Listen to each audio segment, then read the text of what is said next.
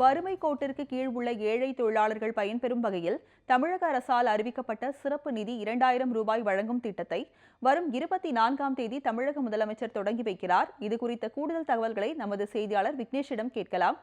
விக்னேஷ், ஏழை தொழிலாளர்களுக்கு சிறப்பு நிதி வழங்கும் திட்டத்தை முதலமைச்சர் தொடங்கி வைக்க உள்ளது குறித்து சொல்லுங்க. மறைந்த முதலமைச்சர் ஜெயலலிதாவினுடைய பிறந்த நாளான 24ஆம் தேதி இந்த திட்டத்தை தொடங்கி வைக்க இருக்கிறார் தமிழக முதலமைச்சர் எடப்பாடி பழனிசாமி. கடந்த நடைபெற்று முடிந்த சட்டப்பேரவை கூட்டத்தொடரில் வறுமை கோட்டிற்கு கீழ் இருக்கக்கூடிய 60 லட்சம் குடும்பம் தொழிலாளர்களுக்கு தலா 2000 ரூபாய் வழங்கப்படும் எனவும் அதற்காக 1200 கோடி ரூபாய் நிதி ஒதுக்கீடு செய்யப்பட்டிருப்பதாகவும் தமிழக முதலமைச்சர் எடப்பாடி பழனிசாமி அறிவித்திருந்தார். அது மட்டுமில்லாமல் இந்த மாதத்திற்குள்ளாக அவரவர் வங்கி கணக்கில் நேரடியாக செலுத்தப்படும் எனவும் தமிழக அரசு சார்பில் தகவல் தெரிவிக்கப்பட்டிருந்தது. இந்த நிலையில் வரும் பிப்ரவரி 24ஆம் தேதி ஜெயலலிதா பிறந்த நாள் தமிழகம் முழுவதும் அதிமுகவினரால் விமரிசையாக கொண்டாடப்பட இருக்கிறது. அதன் ஒரு பகுதியாக அன்றைய தினமே இந்த திட்டத்தை தமிழக முதலமைச்சர் எடப்பாடி பழனிசாமி நேரடியாக தொடங்கி வைக்க இருக்கிறார்.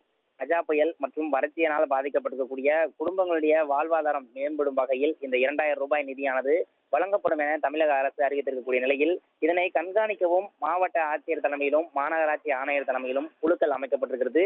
24ஆம் தேதி தொடங்கும் திட்டமானது 28ஆம் தேதிக்குள்ளாக 60 லட்சம் தொழிலாளர் குடும்பங்களுக்கும் தலா 2000 ரூபாய் அவரவர் வங்கி கணக்கில் நேரடியாக செலுத்துவதற்கும் தமிழக அரசானது முடிவு செய்திருக்கிறது. ராஜலட்சுமி, உங்களுடைய தகவல்களுக்கு நன்றி.